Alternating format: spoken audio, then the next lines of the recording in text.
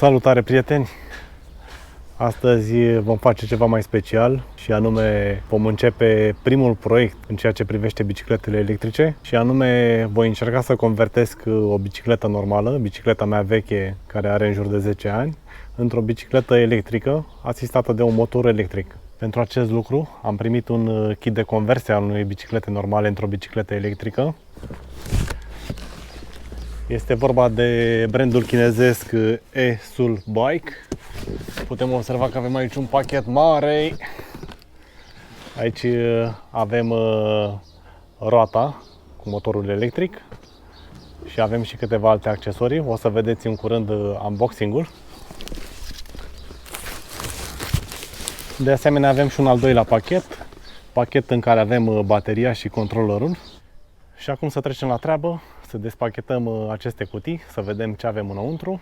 Magazinul celor de la e-Sul Bike ne-au făcut și o surpriză, astfel că ne oferă un discount de 50 de euro pentru 5 dintre modelele similare cu kitul prezentat în acest review. Astfel, dacă veți introduce codul afișat pe ecran sau dacă veți accesa unul din cele două linkuri puse de mine în descrierea acestui clip sau în primul comentariu, veți beneficia de această reducere, dar dacă veți intra direct pe acel link, puteți să vedeți toate cele 5 modele care beneficiază de această promoție.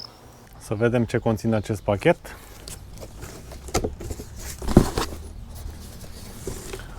După cum putem observa, produsul este foarte bine ambalat. Avem toate colțurile pachetului protejate, dar și axul acestei roți. În partea de sus avem pachetul cu diferitele accesorii. Dăm frumos protecțiile la o parte.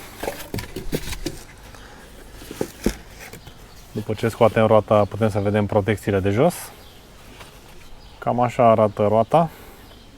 Pe una din fețe, prinderile pentru discul de frână. Iar pe cealaltă parte, brandul care produce acest sistem de conversie al bicicletei, cât și seria acestuia. De asemenea avem și specificațiile motorului pe butuc. Este un motor de 36 de volți și 250 de W. Este o roată de 26 de inci.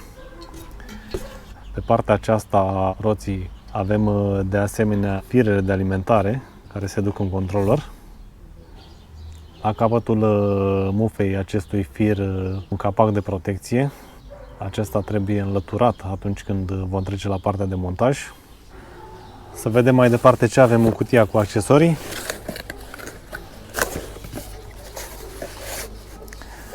Observăm că toate componentele sunt ambalate independent. În prima fază avem butonul de accelerație. Motorul va accelera atunci când vom apăsa pe acest buton.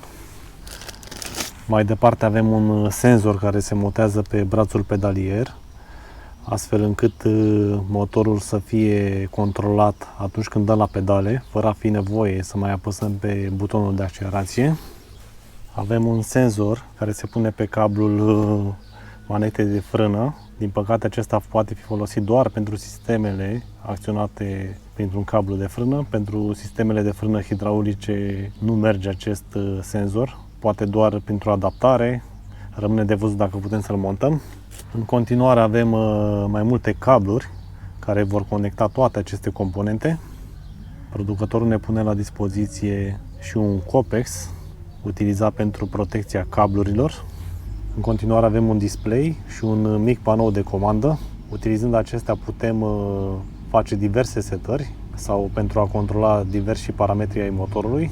Acesta vine montat pe suportul de ghidon și de asemenea avem la dispoziție și niște distanțiere. Avem de asemenea un far. Acesta îmi place că poate fi conectat direct la controller, deci nu ai nevoie să-i schimbi bateriile. Acesta se alimentează direct din bateria care este pusă la dispoziție pentru motorul electric. Avem și un stop pentru spatele bicicletei. Acesta este, din păcate, alimentat doar de baterie, dar poate fi și un avantaj pentru că deja vor fi cam multe cabluri pe cadru. Mai avem și un fond de jantă. Aceasta se va pune pe jantă pentru a proteja camera de aer Și de asemenea avem și niște șoricei, niște bride cu care vom prinde tot acest harness, tot acest cablaj de cadru.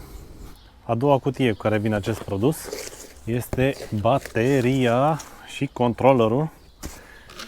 Este prima dată când văd un sistem atât de inteligent. Avem practic controllerul aproape integrat în baterie, sau mai bine spus în suportul care ține bateria. Avem aici butonul care oprim și pornim alimentarea de la baterie. Avem portul de încărcare al acestei baterii. Avem 3 mufe care ies din baterie, iar pe cealaltă față a bateriei avem un lăcaș pentru o cheie care se poate încuia această baterie față de suport, dar avem și un buton pe care îl folosim pentru a vedea cât de încărcată este această baterie și avem 4 LED-uri, deci avem din 25 în 25%. Pentru a desface bateria de controller și practic de suportul acesteia, trebuie în prima fază să utilizăm cheia, să o punem pe modul de blocare, apoi vom trage ușor în cazul ăsta de suport, iar când va fi montată pe bicicletă vom trage practic de baterie. Cursa este mică, zic eu, și apoi pur și simplu rămâne doar acest suport și bateria. Putem observa că suportul este foarte mic. Ce este foarte interesant, puteți să observați cât de mic este controllerul. Iar e incredibil. În acest controller ies 4 pini, avem un cadru de aluminiu, iar pe margine avem plastic. Din acest controller ies 3 mufe, pe spate avem și un radiator. Mai avem o cutie în care avem încărcătorul. Acest încărcător, dacă ne uităm pe spate, se alimentează la o tensiune între 180 și 240 de volți, 50-60 de Hz, va absorbe 2 amperi, iar ieșirea acestuia are 42 de volți și 3 amperi. Acest încărcător este branduit chiar de firma producătoare, poate este produs chiar de ei. Și nu în ultimul rând, cheia care încuie bateria. Din nou, chiar și pachetul care conține bateria și încărcătorul sunt foarte bine ambalate. Avem aceste bucăți de spumă care absorb șocurile puternice. Bateria fiind și ea împrejmuită de astfel de spumă. Chiar îmi place foarte mult cum au ambalat acest produs. Acum că am terminat de despachetat acest sistem de conversie al unei biciclete normale într-o bicicletă electrică, o să filmăm și partea a doua, unde o să includem partea de montaj și de asemenea partea a treia, unde să facem și testarea acestui sistem al bicicletei electrice, să vedem cum se comportă, să vedem ce autonomie are. Așa că să nu mai lungim, ne vedem în episodul următor. Salutare!